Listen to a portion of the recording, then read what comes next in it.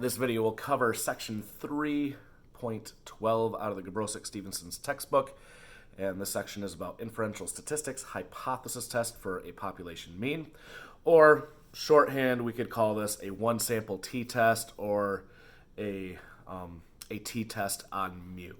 This is a case where we don't have population data, so we are going to take sample data to try to say something about the population as a whole. So just a refresher from our hypothesis test back in chapter 2, it is the same 5 steps that we had there. What are your assumptions and conditions? Formulate your hypotheses, calculate your test statistic, find your p-value, and report your conclusion. So we're just going to do those same 5 steps, only applied here to chapter 3 material. So step 1, your assumptions and conditions. These are exactly the same as what we needed for our confidence interval. So if you go back to the notes that we did for confidence intervals, obviously we need a random sample. That's always important, or at least a sample that avoids bias. And we need one of 2 things to be true about our data. Either the data is normally distributed, it's something like height or SAT scores or wingspans or things that we've talked about that are normally distributed, or I just tell you it's normally distributed. Or if we don't have that, or if you don't know if you have that, just make sure that you have a sample size of at least 30. So again, same requirements that we had for a confidence interval. We need a random sample, or at least a sample that avoids bias. And if your data is not normal, make sure you have a sample size of at least 30. Step 2, formulate your hypotheses. And I should warn you, PowerPoint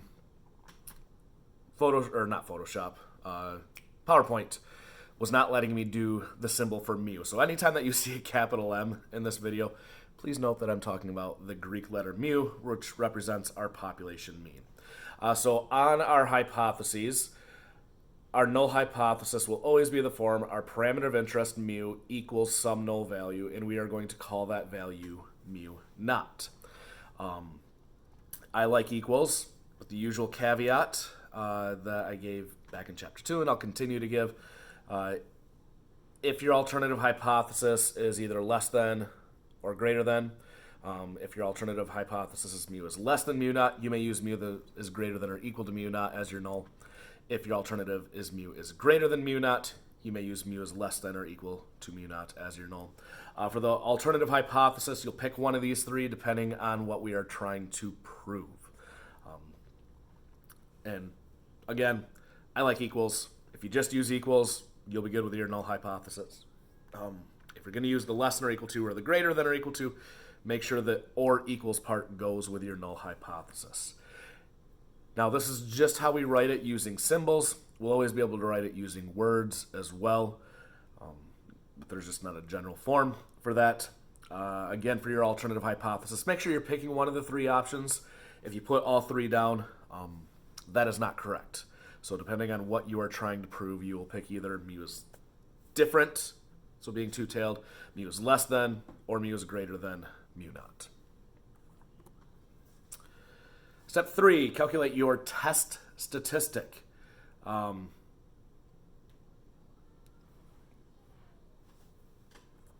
To refresh your memory from where we've been, so our test statistic, and I would encourage you to write this in there. I forgot to put it in my PowerPoint, but our test statistic, how we calculate that in general, is the sample estimate minus the null value divided by the null standard error, and that's exactly what we used back in chapter 2. That's what we're going to continue to use here. So sample estimate minus null value divided by the null standard error. So here, how we're applying it to chapter 3, here we are calculating a t statistic because this is based off of the t distribution. Our sample estimate has not changed from what we used back in our confidence interval. Our parameter of interest here is mu, our population mean. And our sample estimate for mu, we changed the word population to sample. So my sample estimate for mu, my sample estimate for the population mean is the sample mean. And hopefully by now you know that that symbol is x bar. And then our null value is whatever we determined it to be in our hypotheses. And here that is mu naught. So the numerator is the difference between what we actually see in the data and what we're assuming to be true in our null hypothesis. Again, exactly like we did back in chapter 2. And then the denominator is the null standard error. Now, back in chapter 2, our standard error changed by assuming that the null hypothesis was true. When we assumed P equaled P naught, that impacted our standard error. Here, when we assume that mu equals mu naught, S is our sample standard deviation, N is our sample size. Neither one of those are directly related to our population mean. So we can assume mu equals mu naught, but that doesn't change either one of those, so it's not going to change our standard error. So our null standard error that we use here in chapter 3 is the exact same as what we used in our confidence interval. So our entire test statistic is x bar minus mu naught, that difference divided by S over the square root of N. And if you're going to try to punch this all into your calculator in one shot, make sure you are putting parentheses around the numerator and the denominator, because the top subtraction and the bottom division have to happen before the big division happens. Step 4, find your p-value. Because it's based off of a t-distribution, we do have to calculate degrees of freedom here in chapter 3, something we did not have to do in chapter 2. But if you get out to your tables, and I would encourage you to do so as we are watching this video, we have our confidence level multiplier Z star, our p-value for a z-test statistic, our standard normal probabilities table, our confidence level multiplier T star, and then we get to our two-tailed p-value for a t-test statistic. Now here we will find degrees of freedom along the top, and we will find our test statistic along the left-hand side. Now, there are a couple differences with this table versus what we used back in chapter 2. This table does not differentiate between negative and positive, and it does not differentiate between two-tailed, left-tailed, and right-tailed. And the reason why that is because it's already 4 pages long. So we had 1 through 12, I think, or 1 through 11, 12 through 22, 23 through 36, and then 38, all the way up to 1,000. So it's already 4 pages. If we split it up between negative and positive, then it becomes 8 pages. If we then also split it up between two-tailed, left-tailed, and right-tailed, it now becomes 24 pages, and that's just way too many pages. But we can still do left-tailed, we can do right-tailed, we can do two-tailed, we can do negative test statistics as well, and this is where finding an absolute value comes into play. Remember to find an absolute value. If it's negative, make it positive. So you'll find your test statistic along the left-hand side. You will find your degrees of freedom along the top. Where those meet, that will give you your two-tailed p-value. If you want a one-tailed p-value, if you have a one-sided alternative hypothesis, divide the two-tailed p-value by 2. Now, just like back in chapter 2, if your test statistic is not on here, you do have to round down. Always round towards 0. So if your test statistic is 1.04, you round down to 1.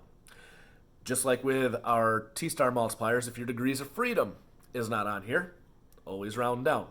Even if you have a sample size of 990, you're going to round down to 500 degrees of freedom.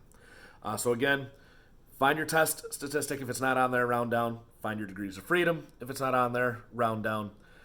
Where those two meet, that is your two-tailed p-value. If you want only one of the two tails, you divide it by 2.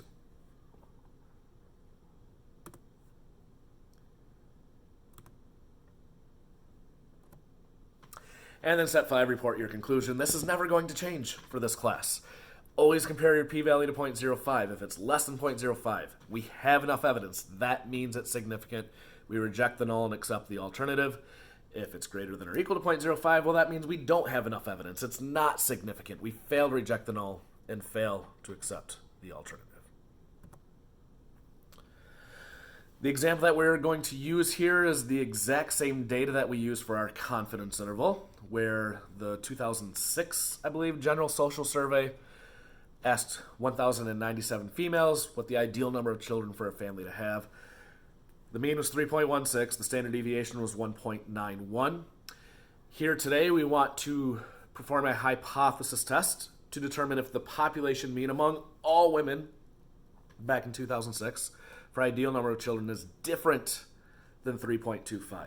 Now I'm going to encourage you to stop this video. You have all the tools to find the answer. I would suggest trying to figure it out. I'm going to immediately go into the solution here, but it is probably better if you are able to do it on your own. Step one, are the conditions met? Well, we've got two conditions, and the General Social Survey does a pretty good job of getting a good cross-section, trying to avoid bias. So we'll say that it's random enough, and we've got a huge sample size. It is much greater than 30, so it does not matter if the data is normal, which it's not normal. It's actually skewed to the right, but that doesn't matter because we've got a sufficiently large sample size. Step two, what are your hypotheses? The alternative hypothesis, I like to write that first. It's whatever we're trying to prove. And we're trying to prove that mu is different than 3.25. That the average ideal number of children for a family to have, according to all females in 2006, is different than 3.25. Our null hypothesis then is, well, it's not different. It's just equal. So in symbols, the null hypothesis mu equals 3.25. The alternative mu is different than 3.25. Step three, calculate your test statistic. Again, we're calculating a t-statistic. It's based off of the t-distribution. And our formula is x bar minus mu naught divided by s over the square root of n. If you haven't paused it already up until this point, again, I'm going to strongly suggest that you pause it here and try to figure this out. But our test statistic is x bar minus mu naught, so 3.16 minus 3.25, because that's what we determined our null value to be in our hypotheses. And then our null standard error, you've probably already calculated this before when you did your confidence interval, but 1.91 divided by the square root of 1,097. You calculate all that out, and we get a test statistic of negative 1.56. Now, in order to find our p-value, we do have to go back to the table here. So we do have to take the absolute value. So absolute value of negative 1.56 is positive 1.56. We are going to go all the way over to 1,000 degrees of freedom because we have 1,096 degrees of freedom. We're going to round that down to 1,000. So where those two meet, I'm going to follow this over, follow that down, and right here we have a two-tailed p-value of 0.121. Now I want you to think for a moment, do I want a two-tailed p-value or do I want a one-tailed p-value? And we actually do want the two-tailed p-value because of what our alternative hypothesis is. We are just trying to prove that mu is different than 3.25 because I'm waving both hands. That means it's two-tailed, and my p-value just is 0.121.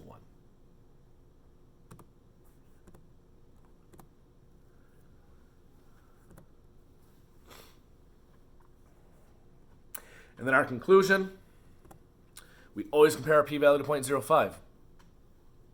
0.121 is greater than 0.05, which means we failed to reject the null, we failed to accept the alternative, and that's a 4 out of 4 type of answer on an exam. We failed to reject the null, we failed to accept the alternative. Again, it's probably better if you can relate it back to the problem and what this means in our problem. When the jury foreman stands up and says we find the defendant not guilty, well, they're failing to reject the null, they're failing to accept the alternative, and that means that the prosecution didn't prove, they didn't have enough evidence to prove it, and that's exactly the same thing here. If we fail to reject the null, we fail to accept the alternative, that means that there's not enough evidence to prove that the average ideal number of children for a family to have is different than 3.25. Or there's not enough evidence to prove that mu is different than 3.25. Now, we use the same data here that we used back in our confidence interval. And to refresh your memory from our confidence interval stated that we are 95% confident that the population mean is between 3.05 and 3.27 children.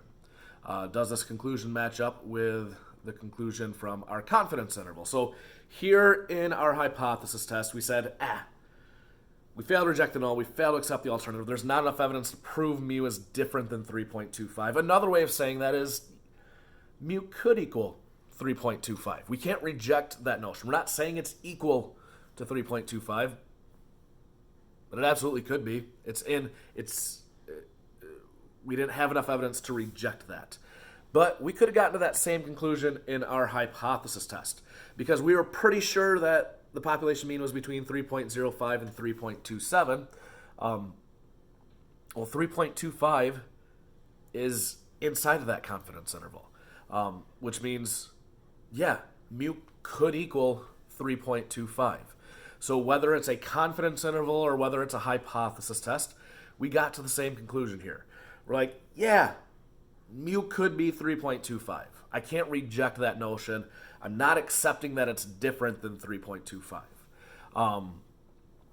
Almost always, your conclusions will match up. In fact, if you have a two-sided alternative hypothesis and if you're finding a 95% confidence interval, they will always match up. If it's one-sided or if you're using a different confidence level, it's possible that they won't match up, but they will almost always match up. The next thing in the notes, I ask you to draw your graph here. So I got some of the important stuff here. We are assuming our null hypothesis, that mu equals 3.25. So that's going to be the center of our curve. Now, I should quickly point out, technically this should be a t-distribution. I'm using the same graph that I used for our z-distribution, but because we have so many degrees of freedom, they're almost the exact same that I decided to use the exact same graph. But technically it is slightly different. So we're assuming our null hypothesis that mu equals 3.25, so that is our center. The spread of the distribution, I didn't put it on here, but you should jot that down. I think it's 0.0577. It's 1.91 divided by the square root of 1097. And it's like 0.057, roughly. Our sample estimate is to the left of our null value, so it goes on the left side of our graph. And how far over is determined by our test statistic. So our test statistic was negative 1.56, so we do have to go 1.56 standard deviations below the mean, and that's where 3.16 is. Now our p-value that we found on our table, it's a two-tailed p-value, so it is both sides of it. So the area to the left and the right, when you add those together, that is the 12.1%. And that's what our graph should look like. Now, if we wanted to just prove that mu is not different, if we wanted to prove specifically that mu is less than 3.25, our graph is going to change slightly. It's no longer two-tailed. We only want the left-tailed. So we want to get rid of the right tail. And how we do that is we divide the p-value by 2. Because we know that the graph is symmetric, if we only want one of the two tails, we can take the two-tailed p-value and divide it by 2. So getting rid of the stuff on the right, our p-value then is 0.121 divided by 2, which equals 0.0605. And this is what our graph would look like. This is what you should put down on the second graph in your notes. Then if we wanted to prove that mu is greater than 3.25, well, we don't want to shade to the left anymore. We want to shade to the right. Now, where we start shading to the right might feel a little weird. When I'm in class, I usually throw up three options: the 3.16, the 3.25, and then the 3.34, which is just the 3.34 is just this spot right here. It's the same distance away from 3.25. And usually, students get it wrong. Like, even if I give the three options, usually they settle on the third of the three options, or they guess wrong twice, because it's not 3.34 and it's not 3.25. We still want to start shading at 3.16 because that's what we actually see in our data. What we see in our data, that determines our test statistic, and that's going to determine where we start shading on our graph. So this is what the graph would look like for the third one. And if we wanted to find that area, well, we know everything that we have not shaded is the 0.0605 that we found in the previous example. Well, if you want everything that isn't that, you can subtract that value from 1, and 1 minus the 0.0605 is 0.9395, and we've shaded around 94% of this area.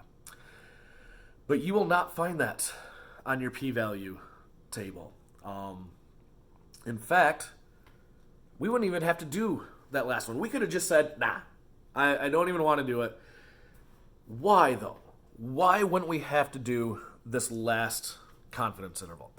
If we have the data that we had, the sample mean 3.16, sample standard deviation of 1.91, why wouldn't we even want to do a hypothesis test to prove that mu is greater than 3.25? Well, this is very similar to a problem that we did on homework 3, I believe, where one of the questions on your z-test homework is you had to try to prove that the coin was weighted in favor of heads, but you only got 22 successes out of 50. So you did not have enough successes to even suggest what you were trying to prove, and so you could just stop. Same thing here. What we see in our sample data is not even suggesting the alternative hypothesis. If we're trying to prove that mu is greater than 3.25, we can't use a sample mean that's less than that. So this is another case where our sample estimate is not in the direction of the alternative hypothesis, and we would not even continue on with this. We could just be like, nope, not even going to attempt to do it. So you will never have to find that 0.9395 number because this is why quickly summarizing your data is really important, because you can see already from the get-go, I'm not going to be able to prove what I'm trying to do. And you just go, no, not even going to do it. So a couple quick notes. This is the end of Chapter 3. This is the end of one quantitative variable analysis. Now, something that SPSS doesn't do very well is categorical variables. It's kind of silly, but SPSS is like, yeah, I know this is like half of what you want to do, but we're not going to do that. It does do means very well, though.